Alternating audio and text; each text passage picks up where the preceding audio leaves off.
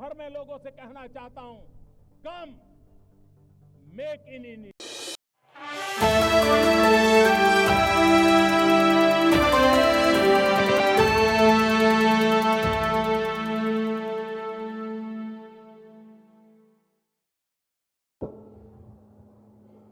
मंच पे और मंच के नीचे विराजमान है सबको मेरा दंडवत प्रणाम। हमारे बुजुर्गों ने जहां राम मंदिर के लिए बलिदान दिया, तो उसी रास्ते पे चलते हुए गुरु तेग बहादुर परंपरा को आगे बढ़ाते हुए हम आज सिख और सनातन की जो परंपरा है उसको भारत में, पूरी दुनिया में हम बता रहे हैं कि हम सब एक हैं और एक ही रहेंगे।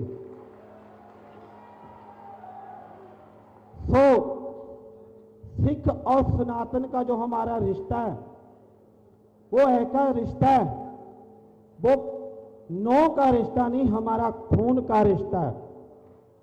क्योंकि सिख कभी किसी हिंदू को बेटी देने के लिए संकोच नहीं करता और कोई हिंदू भाई किसी सिख को बेटी देने के लिए संकोच नहीं करता, क्योंकि हमारा बेटी का रोटी का खून का रिश्ता है, जिसके साथ हमारा बेटी का रिश्ता नहीं, उसके साथ हमारा कोई नाता नहीं। जहां भारत में सिख और सनातन को जो बदनाम करने के लिए अलग अलग लोग कोशिशें कर रहे हैं, कनाडा, अमेरिका, इंग्लैंड, मैं इस महाकुंभ से बोल रहा हूं, क्योंकि भारत नहीं पूरा दुनिया सनातन है और हम सनातनी हैं और सनातनी ही रहेंगे और सनातनी एक दिन मर जाएंगे।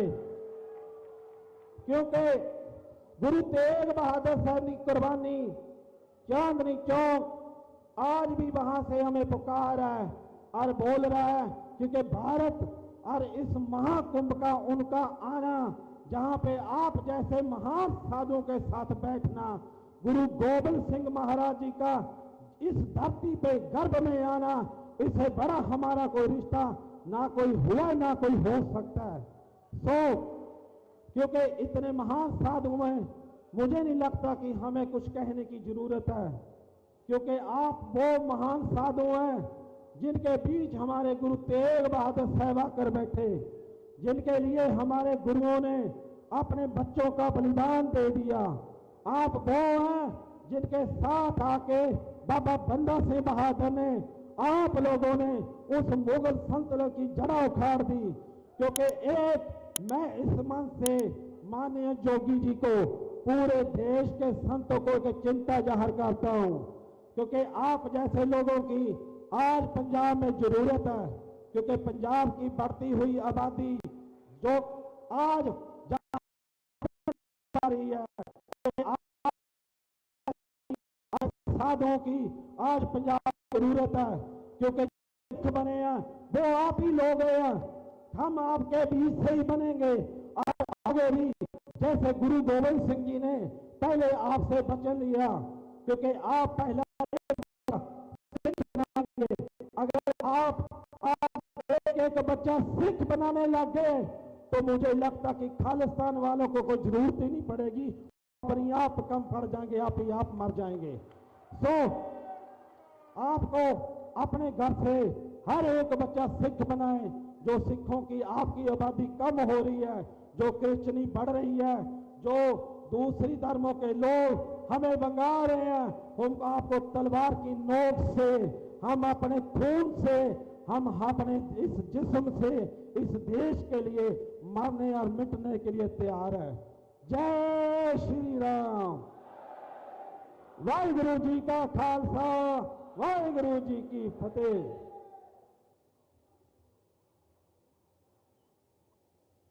बाबा जत्थेदार हरजीत सिंह जी के पश्चात जगत गुरु रामानुजाचार्य पूज्य वासुदेवाचार्य जी महाराज, जो विद्या भास्कर के नाम से विख्यात हैं, मैं उनसे भी निवेदन करता हूं कि महाराज जी कृपया यहाँ पर आ जाएंगे। नहीं, वहाँ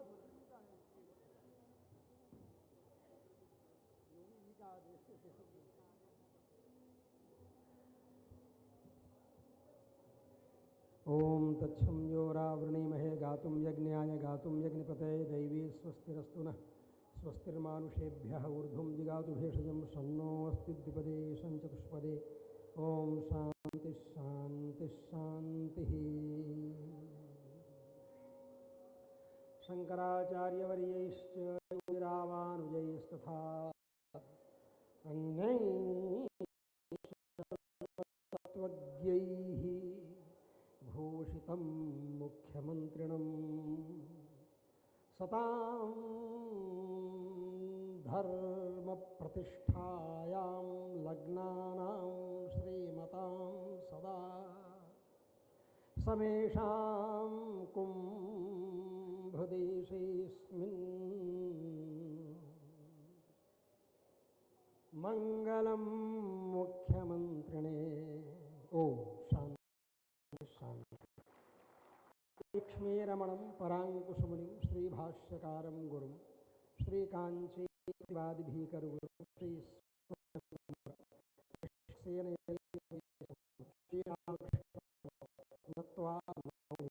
श्रीयतिवरं श्रीरामनारायणं। बहुत बड़ी बात अभी आप सब लोगों के सामने आपको सुनाई पड़ी आदरणीय मंच के सामने। हमारे पूर्व में इतने डिंडिम घोष पूर्वक छात्रों करने था कि हम सनातन है, सनातन थे, सनातन में ही रहेंगे। बड़ी बात। जिन लोगों ने प्रारंभ में शुरू में हिंदुओं से सिख संतों को, सिखों को, सिख गुरुओं को अलग करने का षड्यंत्र किया था, हिंदू मुस्लिम सिख ईसाई आपस में है भाई भाई का नारा दे करके, जबकि कहना था हिंदू मुस्लिम पारसी ईसाई या यहूदी ईसाई या कुछ कह देते, लेकिन सिख तो हमारे ही हैं। और वो स्पष्ट उन्होंने कह दिया कि हाँ हम सनातन के हैं, सनातन के थे, सनातन के रहेंगे। इससे बढ़ करके और क्या हो सकता है। अब हमें ये विश्वास हो गया है कि संतों के माध्यम से ही कोई भी अंतर्राष्ट्रीय षड्यंत्र ध्वस्त हो सकता है। खालिस्तान बनाने का जब षड्यंत्र चल रहा था पंजाब में, घल्लू घारा आप सब लोगों को याद होगा अच्छी तरह से। उस समय उदासीन संतों ने यात्रा निकाली थी पंजाब की, और विरक्त श्रोमणी स्वामी वामदेव जी महाराज और यहाँ मंच पर हमारे जो कृष्णानंद जी महाराज विराजमान हैं, वो जान रहे हैं, उस घटना को अच्छी तरह से समझ रहे हैं। और हमारे प्रत्यक्ष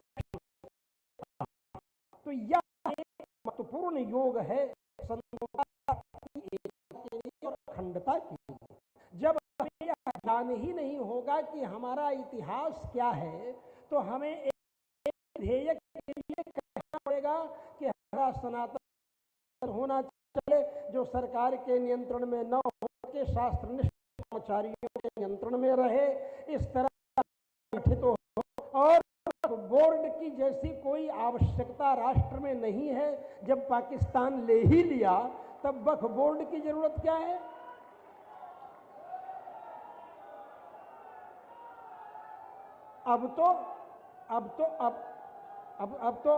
अब तो सीधे सीधे हमें यह कहना चाहिए कि सारे हिंदू समाज की तरफ से आप लोकसभा में बैठ करके ये निर्णय ले लेने वाले कौन होते हैं कि पूजा स्थल विधेयक पास कर देते हैं और कहते हैं 47 के समय जैसा ढांचा जो जिस तरह था, राम जन्मभूमि को छोड़ के बाकी सब ढांचे वैसे के वैसे ही रहेंगे, वैसे विधर्मियों का कब्जा रहेगा हमारे मंदिरों के ऊपर। ये कैसे आप संविधान पास कर सकते हैं। मैं निवेदन करूंगा अपने सारे संत महात्माओं की तरफ से, कुंभ में आए हुए संतों की तरफ से, कि हमारे मोदी जी अपने बहुमत से उस पूजा स्थल विधेयक को ध्वस्त कर दे। अरे भाई, क्या जरूरत है उस पूजा स्थल विधेयक की। उस पूजा स्थल विधेयक की कोई आवश्यकता नहीं है। पूजा स्थल विधेयक षड्यंत्र है एक हमारे साथ में। इसलिए हमें इसके लिए पूरी तैयारी करके रहना चाहिए और कमर कस। और जब खड्ग भी हमारे सामने आ गया, भगवती का शक्ति का प्रतीक, हमारे पूर्व वक्ता ने सीधे सीधे कह दिया सनातन है, सनातन थे, सनातन रहेंगे। तो अब तो हम एक, और हमारे मुख्यमंत्री जी ने इस कुंभ में सारे संत महात्माओं की समस्याओं का समाधान करते हुए जो कुछ भी साधन नहीं थे बेचारे, वो भी शिविर लगा लिए। एक संत है, महाराज मेरे पास नहीं था, मैं सोचा शिविर लगेगा कि, लेकिन हमारा योगी जी ने लगवा दिया, हमको कुछ नहीं देना पड़ा, कुछ देना ही नहीं पड़ा। हमने कहा भैया ये तो बहुत बड़ी बात है। ऐसे कितने जिन संतों ने इस बात को कहा, स्वामी जी इस बार कुछ बार ही नहीं लगा, शिविर भी बन गया। और योगी जी हमारे संतों के यहाँ जा करके और उनका हाल चाल ले रहे हैं। ऐसी ही परंपरा हमारे आचार्यों के माध्यम से, चूंकि खाली मुख्यमंत्री होते तो शायद ऐसा नहीं कर पाते, चूंकि वो गोरक्ष पीठाधीश्वर भी हैं, गोरक्ष पीठाधीश्वर होने के नाते श्री महंत भी हैं, आचार्य भी हैं गोरक्षनाथ संप्रदाय के, इसलिए वो समझते हैं कि हाँ घायल की गति घायल जाने, जो कोई घायल होए तो धर्माचार्य है, इसलिए धर्माचार्यों की समस्या समझते हैं, अच्छी तरह से समझते हैं। और धर्माचार्यों का न कोई परिवार है, न कोई व्यक्ति है, सारा समाज उनका है, और वो समाज के लिए ही सारा कार्य करते हैं धर्माचार्य लोग, ये अच्छी तरह से जानते हैं आप, इसलिए इस रूप में है। तो हम बारंबार इस महाकुंभ के अवसर पर, इस कुंभ की धरती से समग्र विश्व को, जो कि इतिहास के अनुसार सारे विश्व पर अगर किसी का शासन था तो सनातन का शासन था। भगवान राम ने कहा था बाली को समझाते हुए, जब बाली ने कहा कि अगर आपके राज्य में, आपके नगर में मैं अपराध किया होता तो आप दंड देने वाले थे, हम आपके राज्य में, आपके नगर में थोड़ो अपराध किए हैं। तो भगवान राम ने कहा इक्ष्वाकुणामियं भूमि सशैल वन कानना, ये शैल मने पर्वत, वन मतलब समुद्र और कानन मतलब जंगल के समेत सारी की सारी पृथ्वी तो इक्ष्वाकु वंशियों की है, सनातन की है, हिंदू धर्म की सारी पृथ्वी है। फिर चाहे वो इंग्लैंड हो, चाहे थाईलैंड हो, चाहे जापान हो, चाहे बलूचिस्तान, चाहे अफगानिस्तान, चाहे पाकिस्तान, चाहे पूर्वी बंगाल, ये सब तो देखते देखते ही भारत से अलग हुआ है। ये पूरी की पूरी भूमि आई कैसे, कौन लाया इसको? हमारे पूर्वज लाए, मनु महाराज। मनु महाराज की चिंता हुई, स्वयंभू मनु की, तो ब्रह्मा जी चिंतित हुए तो उनकी नासिका से 12 भगवान प्रकट हुए और हिरण्याक्ष का वध कर पृथ्वी को स्थापित किया। तो सारी पृथ्वी पर तो मनुवंशियों का अधिकार है। बोलो भाई, सारी पृथ्वी पर हमारा अधिकार है। हम इस इतिहास को जब जानते रहेंगे, भगवान श्री राम ने जो कहा और बाली रियलाइज हुआ, बाली ने स्वीकार किया कि हमारा अपराध है, मैंने गलती किया, आप ही का है, उसी तरह हमें इतिहास जानना जरूरी है कि इक्ष्वाकुणामियं भूमि सशैल वन कानना, ये हमारी पृथ्वी इक्ष्वाकु वंशियों की है। इसलिए हम इतिहास सुनाते हैं, रामायण जी की कथा सुना करके लोगों को, और कुंभ के माध्यम से सारे विश्व को यही संदेश देते हैं कि राम राज्य तो जनता के बीच से आता है, केवट को गले लगा करके, शबरी के जूठे बेर खा करके, और अपने कुलवधू सीता जी का संरक्षण करते हुए, रावण का दलन करते हुए भी अयोध्या का एक भी सैनिक नहीं लिया जाता है। उल्टे राम राज्य की स्थापना के बाद अयोध्या में 3-3 रेजिमेंट और बढ़ जाते हैं, एक रीछ रेजिमेंट, एक वानर रेजिमेंट और एक राक्षस रेजिमेंट। ये भगवान श्री राम की नीति है। इसलिए राम मंदिर की स्थापना के बाद तो अब समग्र भूमंडल में हमारा इतिहास रहा, इसका इतिहास विद्यार्थियों को पढ़ाने की आवश्यकता है। शिक्षा पद्धति के माध्यम से प्राइमरी पाठशाला में सबको ये पढ़ाना भी जरूरी है। इन्हीं शब्दों के साथ मैं हमारे सभी लोगों का ध्यान रखते हुए, और सब लोगों का समय है, महत्वपूर्ण है, इन सब लोगों को प्रणाम करते हुए, अभिनंदन करते हुए, और जिन लोगों का 1-2 क्षण हमने ले लिया हो उन लोगों से क्षमा याचना पूर्वक भी मैं अपने वक्तव्य को पूर्ण करते हुए पुनः समग्र विश्व को प्रयागराज की वसुंधरा से समस्त धर्माचार्यों की ओर से हार्दिक बधाई, हार्दिक शुभकामनाएं। सतीर्थराजो जयति प्रयाग। ओम शांति शांति शांति। पूज्य सुधांशु जी महाराज अंतर्राष्ट्रीय कथाव्यास हैं। पूज्य सुधांशु जी, उनसे निवेदन है कि वह भी अपना महाराज संक्षिप्त में, क्योंकि उनको जाना भी है, बोलने की कृपा करें।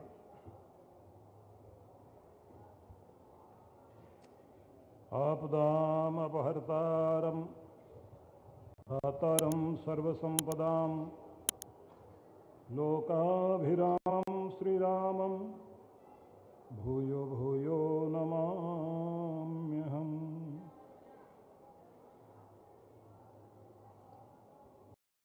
मंच की गरिमा, परम, इस पर हमारे देश के वे गुरुजन बैठे हुए हैं जो पूरे देश को नेतृत्व देते हैं। धर्म सत्ता और सौभाग्य से धर्म सत्ता और राज सत्ता के प्रतीक, जिनके कारण आज ये कुंभ, दिव्य और भव्य कुंभ हुआ है, हमारे आदित्यनाथ योगी जी महाराज, उनको मैं बहुत बहुत बधाई देता हूं। और इस समय आप सबको प्रणाम करते हुए ये निवेदन करना चाहता हूं कि हर चर्च के साथ एक कॉन्वेंट स्कूल है,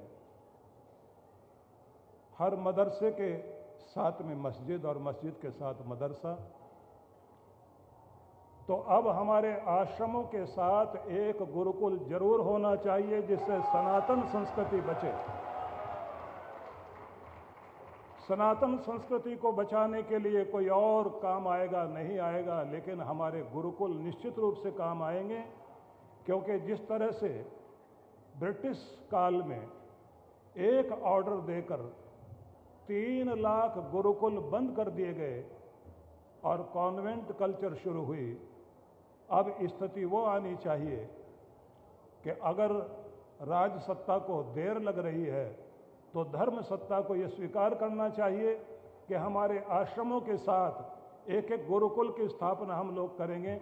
और सबसे पहले मैं संकल्प लेता हूं कि आने वाले कुंभ से पहले मैं 10 गुरुकुल की स्थापना करने के लिए संकल्प लेता हूं।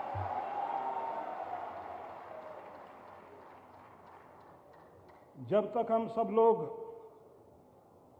इस बात को नहीं समझेंगे कि हमारे सामने समस्या क्या है, जरा सोच के देखिए, अगर तक्षशिला, नालंदा, विक्रमशिला जैसे वे विश्वविद्यालय जिनके द्वारा भारत की संस्कृति पनपती थी, वो संस्कृति नष्ट करने के लिए अंग्रेजों ने किया, तो आप हम सब इस बात के लिए निश्चित संघर्ष करते करते भगवान राम का ये भव्य नव्य दिव्य मंदिर स्थापित हुआ। लेकिन 5000 वर्षों से भी कहीं अधिक श्री कृष्ण जन्मभूमि, वो भी एक प्रश्न है। उसके लिए हम सबको आज तैयार होने की आवश्यकता है। और मैं निवेदन करना चाहता हूं अपने माननीय मुख्यमंत्री से, क्योंकि गुरु गोरखनाथ की परंपरा, जहां साधना की इतनी ऊंची पृष्ठभूमि थी कि गगन मंडल में गायें ब्याई, कागज दही जमाया, अच्छा तो पंडित पी गए, सिद्धा माखन खाया। वो साधना करने वाले, संसार को हजारों तरह की साधना की पद्धतियां देने वाले, और उन्हीं का आशीर्वाद आज पनप रहा है। और आज हमको ये लगता है कि माँ भारती के लाल यदि हमारे देश के महान प्रधानमंत्री हैं, तो एक तरफ आदित्यनाथ योगी है। आने वाला समय अब वही स्थिति दिखाई देती है कि कभी किसी चाणक्य को चंद्रगुप्त की जरूरत थी और किसी समर्थ गुरु रामदास को छत्रपति शिवाजी की। आज उनको देखकर मुझे लगता है कि गुरु समर्थ और छत्रपति का छात्र शक्ति एकजुट हुई है और हम बहुत बहुत उम्मीदें करते हैं आने वाला समय इस रूप में जरूर होना चाहिए। अयोध्या, मथुरा, विश्वनाथ तीनों लेंगे एक साथ। ये हमारी घोषणा निश्चित रूप से होनी चाहिए। और एक निवेदन मैं आप सबसे जरूर करूंगा, हिंदुओं, अपनी वोट की ताकत को जरूर समझिए। आपके वोट की ताकत बहुत बड़ी है। वोट देना सीखिए। अगर वोट देने के लिए सब लोग निकल सकें, हम सबको कोशिश करनी चाहिए कि हमारे लोग घर बैठे न रहें, छुट्टी मनाने न जाएं। जब कभी मौका आए इस जनतंत्र के महापर्व का, घर घर से प्रत्येक व्यक्ति निकले और जो घरों से नहीं निकल रहे उनको भी बाहर निकालें। और जब हम निकालने वाले बनेंगे, निश्चित रूप से भारत में संक्रांति नहीं क्रांति होगी और क्रांति के बाद ही शांति होगी। ये बहुत आवश्यक विषय है। संचार क्रांति का युग है। संचार क्रांति के साथ अब संसार क्रांति की भी जरूरत है। हमारे देश में इतने सारे मंदिर हैं, वहां संस्कार केंद्र चलाने की बहुत बड़ी आवश्यकता है। सब जागृति पैदा करें, क्योंकि जैसी अब संस्कृति इस समय अलग अलग माध्यमों से, संचार माध्यमों से हमारे घरों में आ रही है। और जैसे जैसे अब तक हुआ, पहले बोलते थे 2-3 बच्चे अच्छे, फिर 2 ही बच्चे अच्छे, अब बोलना शुरू कर दिया शेर का बच्चा एक ही अच्छा। और अब वो भी कह रहे हैं जो अलग तरह से षड्यंत्र रच रहे हैं कि ना बच्चा ना बच्ची, जिंदगी। ये षड्यंत्र है आपके साथ। दूसरा षड्यंत्र ये भी है कि जाति विभेद पैदा करके जिस तरह से भारत को टुकड़ों टुकड़ों में बांटने की चेष्टा हो रही है, भगवान श्री कृष्ण की नीति को यदि किसी ने बाद में समझा था तो चाणक्य ने समझा, बाद में छत्रपति शिवाजी ने समझा और बाद में सरदार पटेल ने समझा। और अब आगे बोलने की जरूरत नहीं है। समझने वाले लोग हमारे पास बैठे हुए हैं। हम प्रार्थना करते हैं वही नीति फिर से आनी चाहिए। और हमारा देश, जो सारा संसार इस भारत की तरफ देख रहा है, आने वाला समय भारत का होगा। बस एक आखिर में एक पंक्ति कहूंगा कि कहीं से एक चिंगारी ढूंढ लाओ दोस्तों, कहीं से एक चिंगारी ढूंढ लाओ दोस्तों। इस चिराग में तेल भी है, बाती भी है, चिंगारी की जरूरत है। इन्हीं शब्दों के साथ, क्योंकि मुझे जाना है, इसलिए आप सबको प्रणाम करते हुए वंदे मातरम, वंदे मातरम, वंदे मातरम।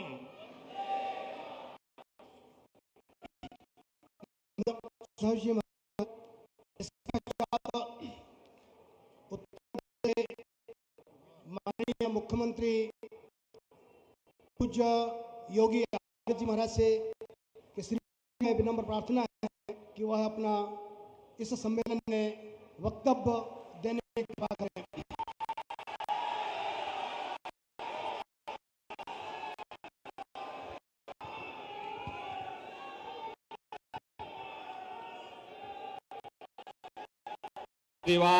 राम की, सत्य सनातन धर्म की, भारत माता की, गौ माता की, गंगा माता की, प्रयागराज भगवान की, बेड़ी माधव भगवान की, पूज्य संतों की, नमः पार्वती पतिये हर हर।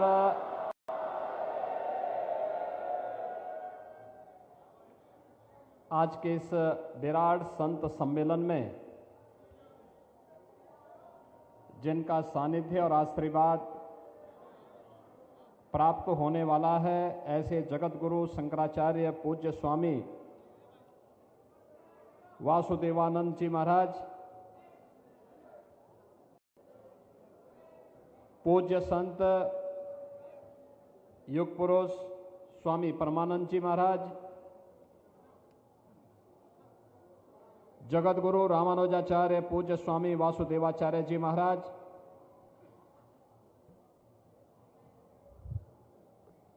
आचार्य महामंडलेश्वर पूज्य स्वामी बालकानंद जी गिरिजी महाराज,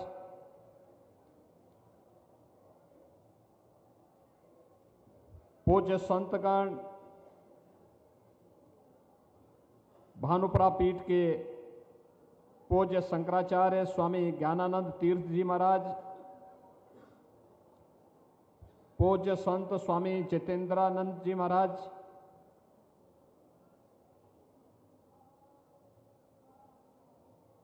पूज्य स्वामी विवेकानंद जी महाराज,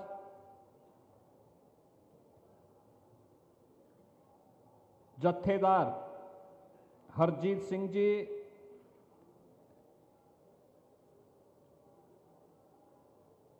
श्री रिंपोचे जी, मंच पर उपस्थित और देश के अलग अलग क्षेत्रों से यहां पर उपस्थित भारत की सनातन परंपरा से जुड़े हुए विभिन्न पंथ और संप्रदायों के हमारे पूज्य आचार्य और पूज्य संतजन, महाकुंभ प्रयागराज में मैं उत्तर प्रदेश सरकार की ओर से आप सभी पूज्य आचार्यों का, पूज्य संतों का महाकुंभ नगर में हृदय से अभिनंदन करता हूं, स्वागत करता हूं।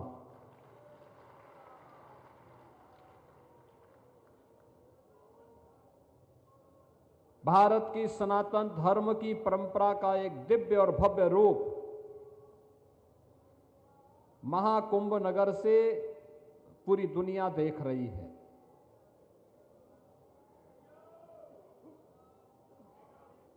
यहां का संदेश पूरे देश के लिए उसी प्रकार का दिव्य होना चाहिए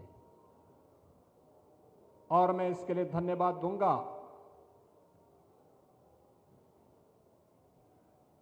कि विश्व हिंदू परिषद ने, माननीय आलोक जी ने, हमारे संगठन मंत्री जी ने, हमारे केंद्रीय पदाधिकारियों ने माननीय दिनेश जी के सानिध्य में उसे भव्य रूप देने का जो प्रयास किया और लगातार इस पर उनका चिंतन और मंथन चलता रहा। आज इस विराट संत सम्मेलन के माध्यम से वो हमें देखने को प्राप्त हो रहा है। याद करिए 1980 के बाद जब भी कोई कुंभ और महाकुंभ का आयोजन हुआ, विश्व हिंदू परिषद के नेतृत्व में पूज्य संतों ने जो भी संकल्प लिया वह संकल्प मूर्त रूप लिया और ये हम सब की वर्तमान पीढ़ी का सौभाग्य है कि सरदेव अशोक जी वह केंद्र बिंदु थे विश्व हिंदू परिषद के, जिनके नेतृत्व में पूज्य संतों के आशीर्वाद से जो संकल्प पारित होते थे वे संकल्प एक एक करके आज हम सबको अपनी आंखों से देखने को मिल रहे हैं। गत वर्ष पूरी दुनिया ने देखा है, हर सनातन धर्मावलंबी ने महसूस किया है कि अयोध्या में श्री राम जन्मभूमि पर 500 वर्षों का इंतजार समाप्त हुआ। मर्यादा पुरुषोत्तम प्रभु श्री राम अपने भव्य और दिव्य मंदिर में विराजमान हो रहे हैं। आज आपने देखा होगा कितने लोग अयोध्या जा रहे हैं। मैं एक आंकलन निकाल रहा था, 2016 में अयोध्या में कुल 2,36,000 श्रद्धालु गया था, और जब हम लोग 2024 का आंकड़ा देख रहे थे, 2024 में संख्या बढ़ करके 12 से 15 करोड़ पहुंच गई। कितना भव्य रूप है। एक नई अयोध्या के दर्शन हो रहे हैं, एक नई काशी के दर्शन हो रहे हैं। प्रयागराज के इस नए कुंभ में भव्य और दिव्य कुंभ का दर्शन हो रहा है। आस्था और आधुनिकता एक साथ दिखाई दे रही है। अविरल और निर्मल गंगा के दर्शन हो रहे हैं। ये सब इन पूज्य संतों की साधना का परिणाम है, उनके संकल्प का मूर्त रूप है।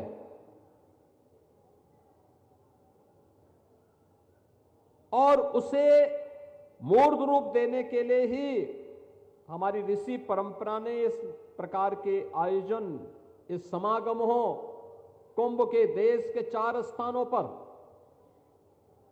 कभी प्रयागराज में, कभी हरिद्वार में, कभी नासिक त्र्यंबकेश्वर में, कभी उज्जैन में, और इन आयोजनों के माध्यम से हम सनातन धर्म को, इस देश को एक नई दिशा दे सकें।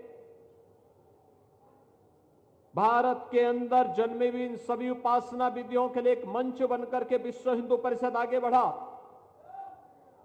चाहे वह सनातन धर्म की परंपरा से, वैदिक परंपरा से जुड़े हुए संतों की परंपरा हो, या फिर बौद्ध परंपरा से जुड़े हुए हमारे बनते और उनसे जुड़े हुए पूज्य संत हो, जैनी परंपरा से जुड़े हो या फिर सिख परंपरा से,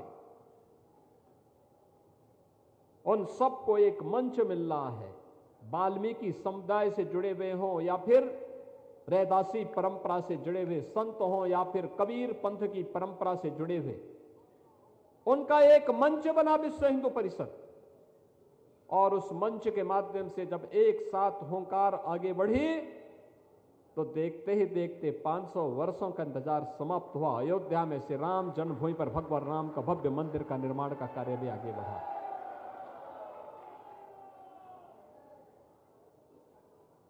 आप याद करिए, 500 वर्षों में हमारी पीढ़ी सबसे सौभाग्यशाली है कि हम अपने इन भौतिक चक्षुओं से अयोध्या का यह मूर्त स्वरूप, एक दिव्य अयोध्या का देखने में समर्थ हैं। लेकिन हमारी दर्जनों पीढ़ियां ऐसी थीं जिन्होंने अयोध्या को इस रूप में नहीं देख पाए। उनकी इच्छा थी, लेकिन वह पूरी नहीं हो पाई। आज हुई है। हम सब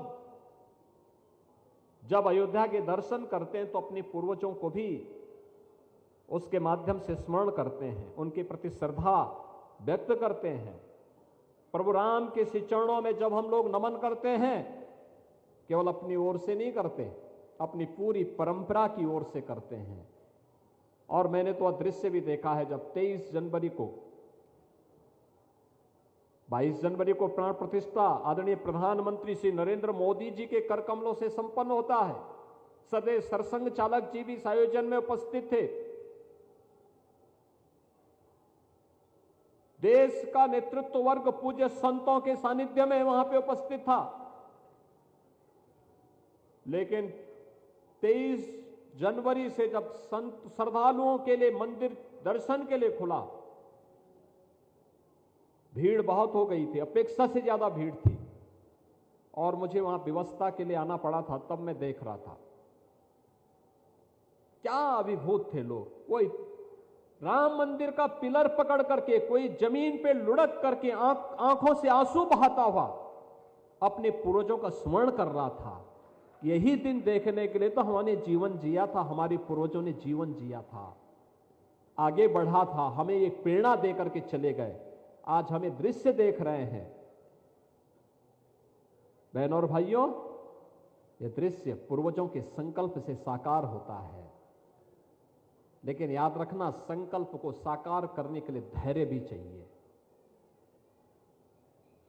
उस प्रकार का सत्संकल्प भी चाहिए। उतावलापन से ये सब सिद्धि नहीं होती है।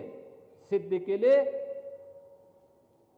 हमें धैर्य आवश्यक है। सनातन धर्म एक विराट वट वृक्ष है।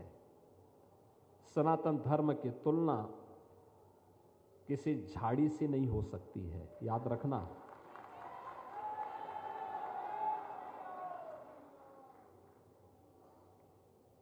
बहुत संकीर्ण मानसिकता से हम लोग सनातन धर्म की चर्चा करते समय कभी भी कोई ये बात न कहे। याद रखना, सिख गुरुओं ने भी इस बात को कहा था। गुरु गोविंद सिंह जी महाराज ने कहा था, सकल जगत में खालसा पंथ गाजे, जगे धर्म हिंदू सकल भंड भाजे। गुरु गोविंद सिंह जी महाराज ने इसी धर्म के लिए अपने आप को बलिदान किया था।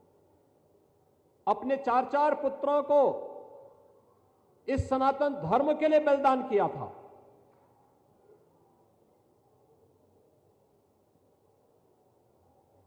बाबा अजीत सिंह, बाबा जुझार सिंह, बाबा जोरावर सिंह और बाबा फतेह सिंह इसी सनातन धर्म के लिए शहीद हुए थे। गुरु तेग बहादुर जी महाराज ने कश्मीर में सनातन धर्म की रक्षा करने के लिए अपना बलिदान दिया था। ये सब कुछ सनातन धर्म के लिए। वे कभी अलग हो ही नहीं सकते। जोड़ने की ताकत होनी चाहिए हम में, और ये संदेश कुंभ के माध्यम से जाना चाहिए। ये संदेश भारत के अंदर जन्मी हुई हर उपासना विधि के लिए इस कुंभ के माध्यम से जानना चाहिए। अच्छा कहा जगत गुरु रामानुजाचार्य पूज्य वासुदेवाचार्य जी महाराज ने, भगवान राम तो एकता के लिए कार्य करते रहे, परिणाम अपने आप आया। एकता का कार्य उन्होंने निषाद राज को भी इसी प्रयागराज में गले से लगाया था। उन्होंने जंगलों में जाकर के, दंडकारण्य में जाकर के ऋषि मुनियों को अभय प्रदान किया था। वहां के कोल को उन्होंने, भील को, वहां के वनवासी जातियों को अपने साथ जोड़ा था। और उसी दंडकारण्य के बाद जब ये आगे बढ़ते हैं तो सबरी को भी उन्होंने अपना सानिध्य प्रदान किया था। यह है सनातन धर्म की परंपरा। और कुंभ का संदेश वही होना चाहिए, एकता का संदेश जाना चाहिए पूरे देश के अंदर। याद रखना, लाखों की संख्या में पूज्य संतजन इस समय इस महाकुंभ नगर में हैं, लाखों की संख्या में, और हर एक मुंह से संदेश एकता का होना चाहिए। सनातन धर्म की एकता के माध्यम से एक ही संदेश होना चाहिए कि महाकुंभ का एक ही संदेश से अखंड रहेगा ये देश।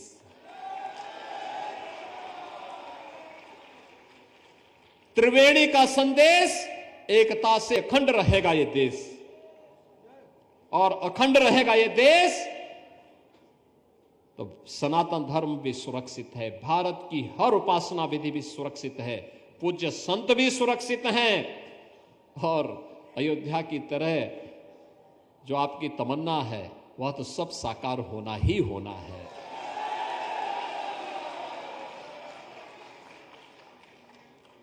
याद रखना, ये सदी भारत की सदी है, और जब भारत की सदी है तो समग्रता की होनी चाहिए, समग्रता की। भारत आर्थिक उन्नति के नित नए प्रतिमान को स्थापित कर रहा है, क्योंकि प्रधानमंत्री मोदी जी के नेतृत्व में उस प्रकार की योजनाएं बनाई गई हैं। भारत विकास के बड़े बड़े कार्यों को आगे बढ़ा रहा है, इंफ्रास्ट्रक्चर के, highway, expressway, railway, rail, metro, world class institution और यूनिवर्सिटीज बन रही हैं, आईआईटी, आईएम, एम्स, अच्छे विश्वविद्यालय बन रहे हैं, वेलफेयर की स्कीम बन रही हैं, गरीब के लिए मुफ्त में भोजन की व्यवस्था हो रही है, याद करिए, 4 करोड़ गरीबों के मकान बन गए हैं, 12 करोड़ गरीबों के लिए शौचालय बन गए हैं, 12 करोड़ किसानों को प्रधानमंत्री किसान सम्मान निधि का लाभ प्राप्त हो रहा है, 10 करोड़ गरीबों के घर में एलपीजी के कनेक्शन मुफ्त में पहुंच गए हैं, 80 करोड़ लोग फ्री में राशन की सुविधा का लाभ प्राप्त कर रहे हैं। यही तो है राम राज्य,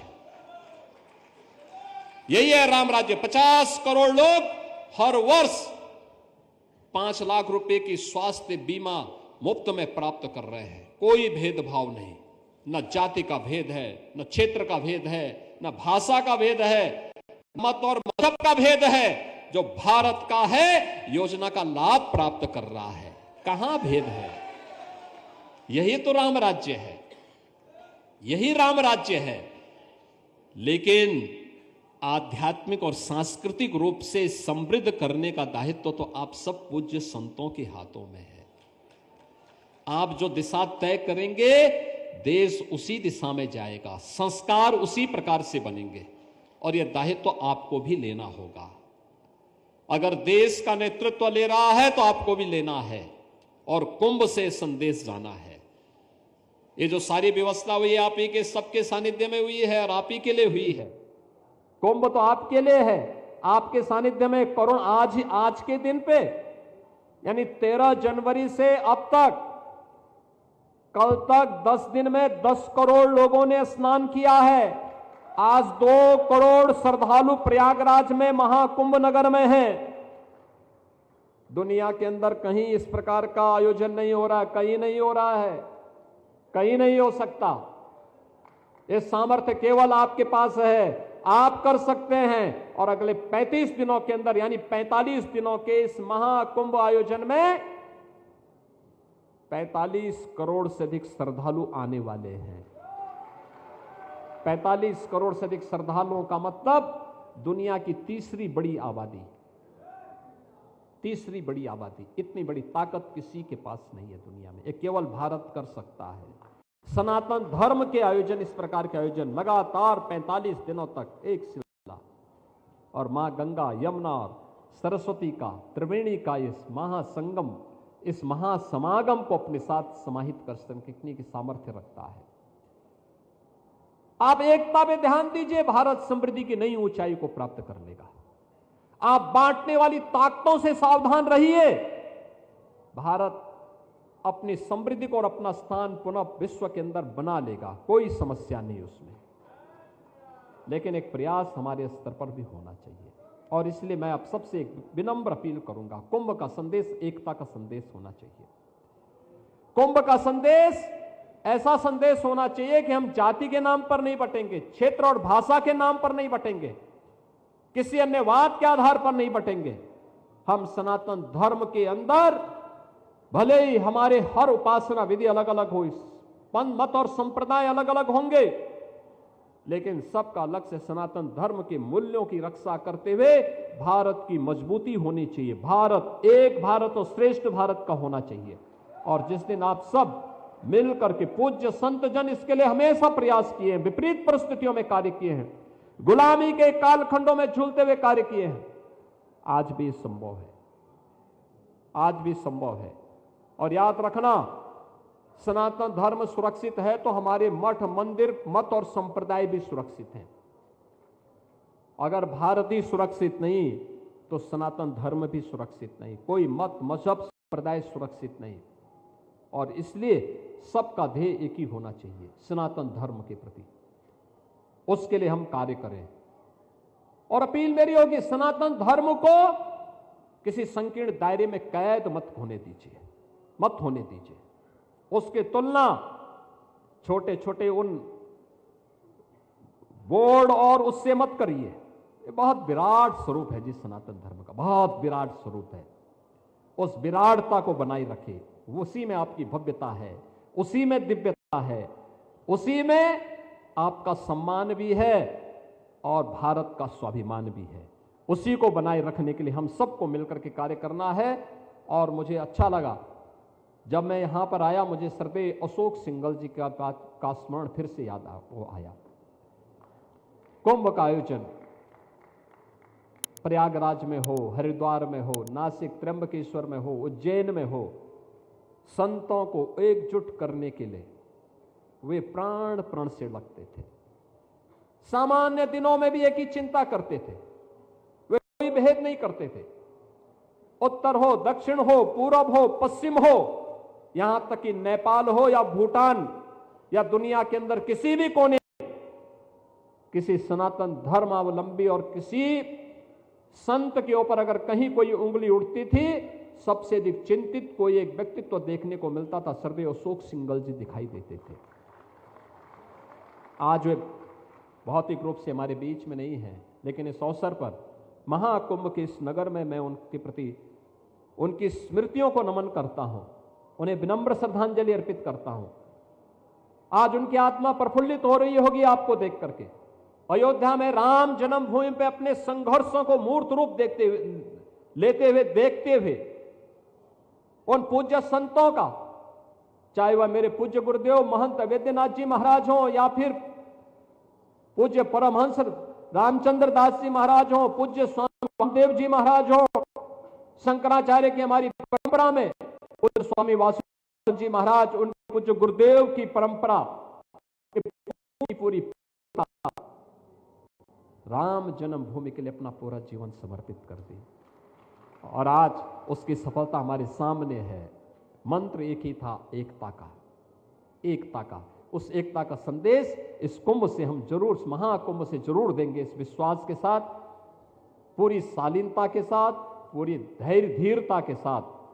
अधीर नहीं होना है, पूरी धीरता के साथ, पूरी शालीनता के साथ इस पूरे आयोजन में आप सभी लोग सहभागी बनेंगे, यहां पे दिव्य और भव्य कुंभ का आनंद लेंगे। इसी में हम सब का सम्मान है, सनातन धर्म का सम्मान है, भारत का सम्मान है और इसका संदेश देश और दुनिया तक पहुंचाने का काम करेंगे। आप सबका मैं एक बार फिर से हृदय से अभिनंदन करता हूं, स्वागत करता हूं। नमः पार्वती पतिये हर हर।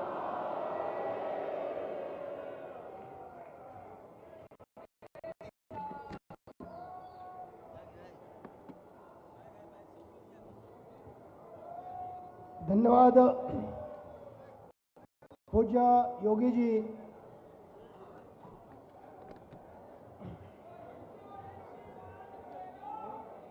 आप लोग सब बैठे रहें, सभी लोग बैठे रहेंगे, सभी लोग बैठे रहें।